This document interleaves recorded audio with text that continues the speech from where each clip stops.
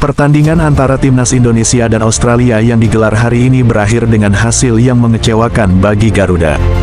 Dalam laga ini, Indonesia harus mengakui keunggulan Australia setelah kalah telak dengan skor 5-1. Kekalahan ini menjadi tamparan keras bagi tim asuhan Patrick Kluivert, yang sebelumnya datang dengan harapan tinggi untuk memberikan perlawanan sengit. Kalau kamu sayang timnas Indonesia dan ingin melihat analisis mendalam tentang pertandingan ini, jangan skip video ini. Like, komen pendapatmu, dan share ke teman-teman biar kita bisa diskusi bareng. Namun, kenyataan di lapangan berkata lain. Sejak awal laga, Australia menunjukkan dominasi permainan yang sulit dibendung oleh Indonesia.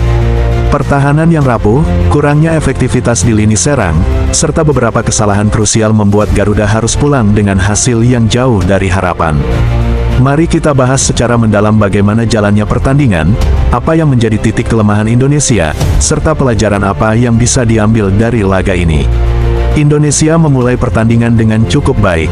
Dalam beberapa menit pertama, terlihat bahwa anak asuh Patrick Kluivert berusaha menguasai bola dan menekan pertahanan Australia. Marcelino Ferdinand, Rafael Struijk, dan JIZS beberapa kali mencoba membangun serangan, dengan mengandalkan umpan-umpan cepat dan tekanan tinggi untuk menekan lini belakang Australia. Momen yang bisa saja mengubah jalannya pertandingan terjadi di menit ke-7. Indonesia mendapat penalti setelah Rafael Struijk dijatuhkan di kotak terlarang. Ini adalah kesempatan emas untuk unggul lebih dulu dan meningkatkan kepercayaan diri tim. Kevin Dix maju sebagai eksekutor. Sayangnya, bola yang ia tendang malah membentur tiang gawang. Kegagalan ini menjadi titik balik bagi pertandingan, di mana semangat Indonesia mulai menurun sementara Australia semakin percaya diri. Tak butuh waktu lama bagi Australia untuk membalas. Hanya 8 menit setelah penalti Indonesia gagal, Australia justru mendapatkan penalti mereka sendiri akibat pelanggaran di kotak terlarang. Martin Ball, yang sudah berpengalaman di Liga Skotlandia, tidak menyia-nyiakan kesempatan ini. Dengan tenang, ia menempatkan bola ke sudut yang sulit dijangkau kiper Indonesia. Skor berubah menjadi 1-0 untuk Australia. Gol pertama membuat Australia semakin agresif. Mereka terus menekan dengan serangan dari sisi sayap, yang seringkali membuat lini pertahanan Indonesia kewalahan. Pada menit ke-20, Nissan Velupillai berhasil mencetak gol kedua Australia. Gol ini terjadi akibat kelengahan pertahanan Indonesia yang gagal mengantisipasi pergerakan pemain Australia di dalam kotak penalti. Skor pun berubah menjadi 2-0. Setelah tertinggal 2 gol, Indonesia mencoba bangkit, tetapi usaha mereka seringkali gagal di lini tengah. Australia memanfaatkan hal ini dengan memainkan bola cepat. Hasilnya, Jackson Irvine menambah keunggulan Australia menjadi 3-0 di menit ke-34. Pada titik ini, pertandingan terasa semakin berat bagi Garuda. Hingga babak pertama berakhir, Indonesia masih kesulitan membangun serangan yang efektif.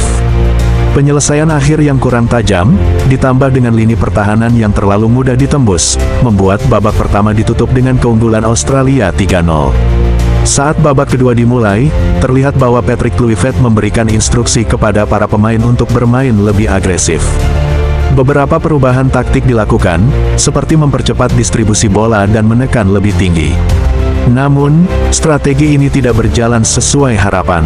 Alih-alih mencetak gol balasan, Indonesia justru kembali kebobolan. Kali ini, gol datang dari Lewis Miller, yang memanfaatkan situasi sepak pojok. Sundulannya tidak mampu diantisipasi oleh kiper Indonesia, sehingga skor bertambah menjadi 4-0. Di titik ini, banyak pemain Indonesia yang terlihat mulai kehilangan fokus. Kepercayaan diri mereka terlihat menurun drastis setelah gol keempat ini tercipta. Namun, Garuda tetap berusaha mencari celah untuk mencetak gol hiburan. Akhirnya, Indonesia mendapatkan momen yang cukup membanggakan. Pada menit ke-78, Ole Romeni, pemain yang baru melakukan debutnya, berhasil mencetak gol setelah menerima umpan silang dari sisi kanan.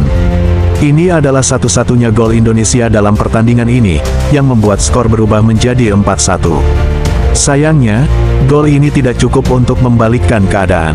Meskipun sempat memberikan sedikit semangat baru, Indonesia tetap kesulitan dalam menguasai bola dan menciptakan peluang berbahaya. Sebagai pukulan terakhir, Jackson Irvine kembali mencetak gol di menit ke-90. Gol ini semakin menegaskan dominasi Australia dalam laga ini dan memastikan mereka menang dengan skor telak 5-1. Kekalahan ini menunjukkan beberapa kelemahan utama dari permainan Indonesia yang perlu segera diperbaiki. Pertahanan yang rapuh, lini belakang terlalu mudah ditembus, terutama dalam menghadapi serangan sayap dan umpan-umpan silang. Kesalahan individu dan kurangnya koordinasi antara bek dan gelandang bertahan menjadi masalah besar. Kurangnya efektivitas di lini serang. Indonesia sebenarnya memiliki beberapa peluang, tetapi penyelesaian akhir yang buruk membuat mereka gagal mencetak lebih banyak gol. Penalti yang gagal di awal pertandingan juga menjadi faktor psikologis yang membuat permainan semakin sulit. Kurang cepat beradaptasi dengan permainan lawan. Australia dengan cepat membaca pola permainan Indonesia dan langsung menekan titik lemah mereka. Indonesia tidak mampu mengimbangi perubahan taktik lawan dengan strategi yang lebih efektif. Meskipun hasil ini mengecewakan, perjalanan timnas Indonesia masih panjang. Beberapa langkah yang bisa dilakukan ke depan adalah evaluasi menyeluruh dari performa tim, terutama dalam bertahan dan penyelesaian akhir. Meningkatkan kualitas fisik dan mental pemain, agar mereka lebih siap menghadapi tim-tim besar seperti Australia. Mengoptimalkan pemain yang baru bergabung, seperti Ole Romeni dan Jesus, agar mereka bisa lebih cepat beradaptasi dengan gaya bermain timnas. Patrick Kluivert dan timnya harus belajar dari kekalahan ini agar bisa tampil lebih baik di pertandingan berikutnya. Dukungan dari para supporter juga sangat penting agar timnas tidak kehilangan semangat dalam menghadapi tantangan ke depan. Kekalahan 5-1 dari Australia adalah kenyataan pahit yang harus diterima oleh timnas Indonesia. Namun, ini juga menjadi pelajaran berharga tentang betapa pentingnya disiplin, efektivitas, dan mentalitas dalam pertandingan internasional. Semoga di laga-laga selanjutnya, Garuda bisa bangkit dan memberikan performa yang lebih baik. Kalau kamu setuju bahwa timnas bisa bangkit, kasih like di video ini. Jangan lupa subscribe biar nggak ketinggalan update seputar sepak bola Indonesia, dan share video ini ke teman-temanmu supaya makin banyak yang peduli dengan perkembangan Garuda.